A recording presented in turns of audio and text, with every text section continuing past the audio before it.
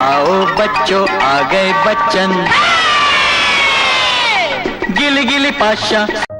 कोई जादू करके दिखाओ बाबा जी आज।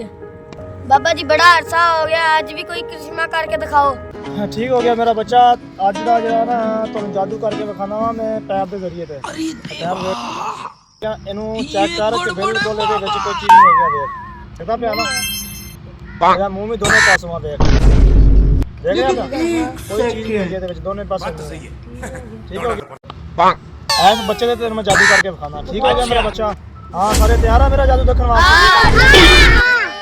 ਜਿਹਨੇ ਜਿਹਨੇ ਮੇਰਾ ਜਾਦੂ ਦੇਖਣਾ ਵਾ ਉਹ ਹੱਥ ਖੜਾ ਕਰੇ। हाँ जी सारे तैयार हो मेरा जादू देखने वाले? ठीक हो जादू कर मेरा बच्चा। अब पैप को चेक कर, खाली है ना बिल्कुल पैप, दोनों पासों चेक कर, दोनों पासों खाली है ना। हुण इहदे जरिए ते तेरे मैं करिश्मा करके विखा दा।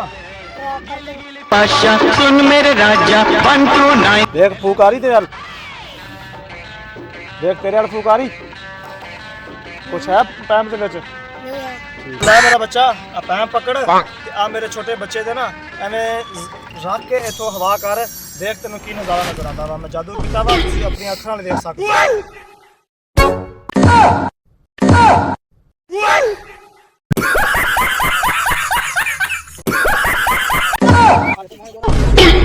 ਆਇਓ ਨੀ ਮਾਂ। ਬਾਬੇ ਦੀ ਲੱਤ ਟੁੱਟੇ, ਹਰ ਵਾਰੀ ਬਾਬਾ ਬੁੱਧੂ ਬਣਾ ਜਾਂਦਾ।